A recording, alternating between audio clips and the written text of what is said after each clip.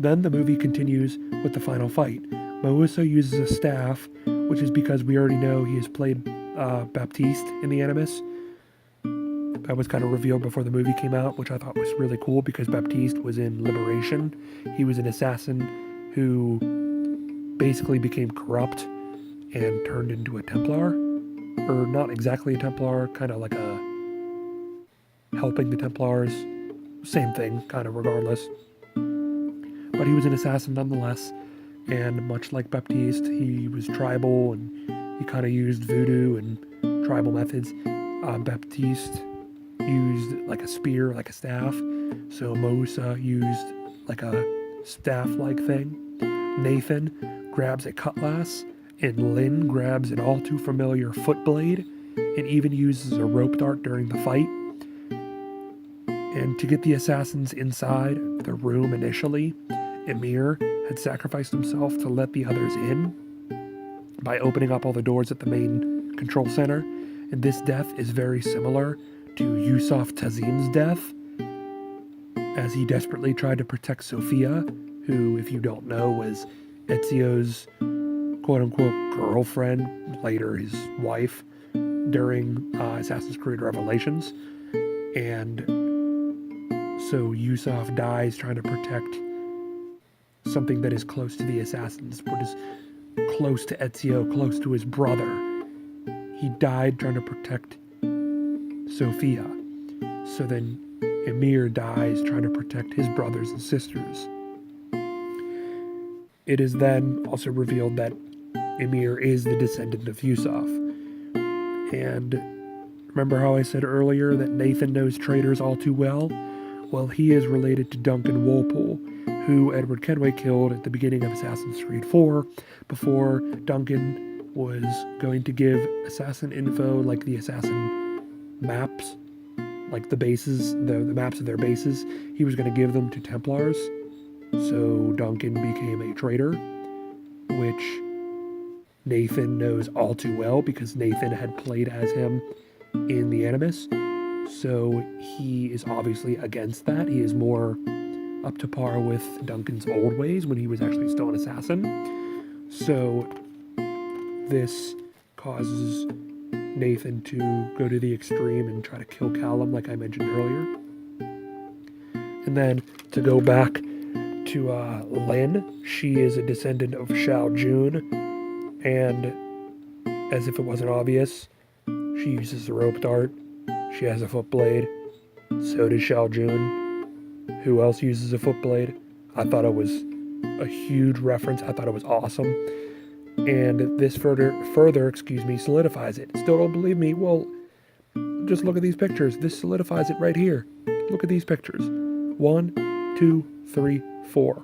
All assassins, all dressed as their ancestors. This was in a deleted scene of the original movie. Whenever Cal was looking around the room, he was going to be able to see these ancestors. Again, I don't know the context for it. I just know that he was able to. There's Mausa as Baptiste, because the actor, much like how Michael Fassbender plays Callum and Aguilar, Mausa's actor also plays Baptiste, and then Emir's actor also plays Yusuf, and then Lin's actor also plays Shao Jun, and Nathan's actor also plays Duncan. So I think that was a phenomenal move by their part. For one, even considering putting them in the movie, obviously they didn't. Little bit of a letdown, because I would have loved to have seen those costumes on screen, because they're directly from the games. Like, who wouldn't want that? That is fantastic. Even the novelization of the movie continues to mention Lin, Nathan, Mausa, and Emir by having little like biography-like things explaining like Lin and her going into the Animus, playing as Shao Jun when she's younger, and things like along those lines. And it even, there's a dialogue of Yusuf's mother explaining about the hook blade, and it was actually kind of funny because it said something about it has a hook and a blade. So it was more like a joke, but it was just kind of funny. I don't know, because like you think Hulkblade, and like there's not really much to it, but Yusuf's mother had to explain it. I don't know. Go look it up. I might link it in the description if I can find it from web pages and web sources and stuff of pictures and whatnot, or I'll put them on screen. I don't know yet. Depends on the editing. I'll probably put them on screen. Put some information leading to the ancestors of all four of these assassins.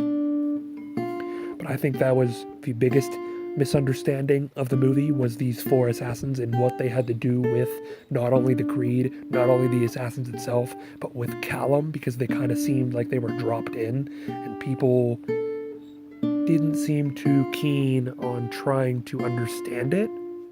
I don't know why, but that's why I'm here. So the last thing that I'm just going to talk about was Sophia's intentions, which is something that people were really confused about, because at the end of the movie, if you haven't watched it, what happens is Callum, Lynn, and Mausa go and try to kill Alan Rickon, and they sneak into the Templar meeting hall of sorts, and Callum cuts off Sophia, and he explains to her how it's just needed to be done, blah, blah, blah, this, that, and the other thing, and she expected him to kill her, but he walked right past.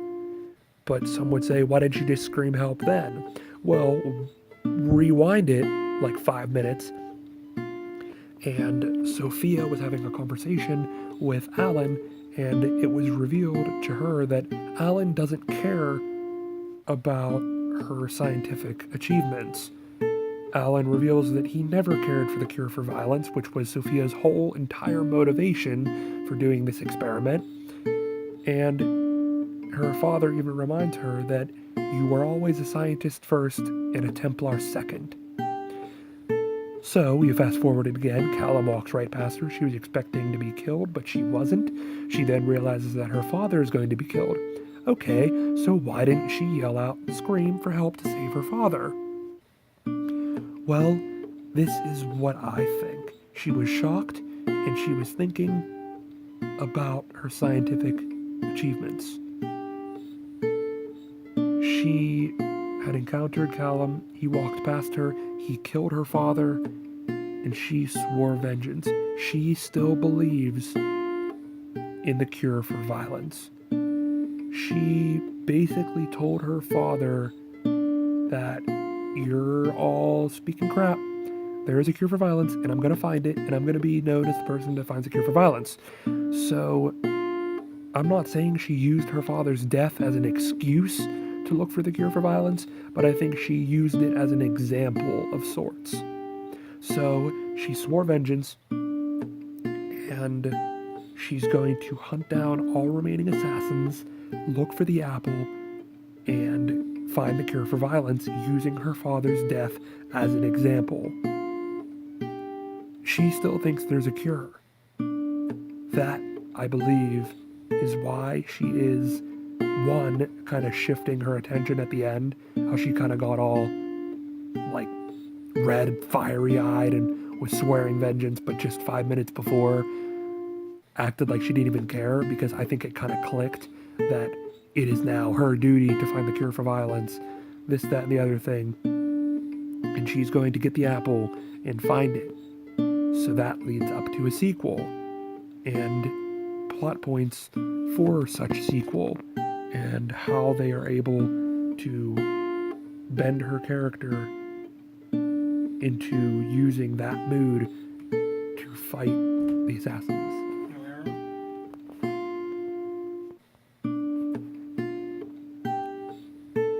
So that's my interpretation of Sophia's intentions.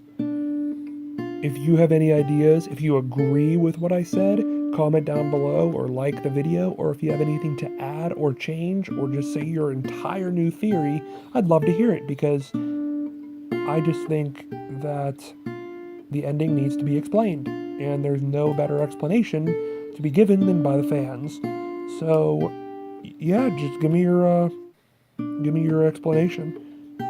And the last thing that I'm going to say, because it was also revealed at PAX, I think that's just what went on. Sorry, I didn't get it correct. If I got it wrong or if I got it right, then ignore what I just said. But the alternate ending was not very much different than the real ending, which I don't really know why I was considered alternate. But in the final fight where Nathan died, because Nathan was first shot with an arrow, and I think he was stabbed, well, everyone else was supposed to die as well. And I know you're thinking, that's horrible. That's the worst idea they could ever even think of. Exactly why they didn't make it the ending. Because, much like in the original Assassin's Creed games, in like Brotherhood, Number 3, Revelations, like you have this guild that you can use at your disposal, and it makes you, like, you're this lone wolf, and all of a sudden you call an assassin out. So it makes it more connected. So that's exactly why they left Mousa and Lyn alive, to make more of a guild, which I think was a fantastic idea.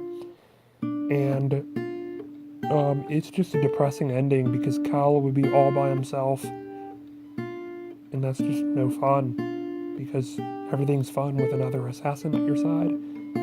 So yeah, that was like the last thing I had to say. But I want to know what you think. Do you actually like the original ending or the alternate ending? If you do like the alternate ending, excuse me, tell me why, because I'd love to hear why. Because I'm not gonna lie, I kind of hate it. I love Mousa, I love Lyn, I love Nathan till I got killed, but I still love him. He's my boy. But yeah, I'd love to hear your thoughts, and I would love to continue making more of these videos in the future and future discussions, and that because I know the next one's going to be about the game or the future game, because to be honest, I didn't expect this video to be so long. So yeah, I will see you in the next video. Hopefully it's going to be about, the next discussion will be about the next game. So I'll see you then. Bye.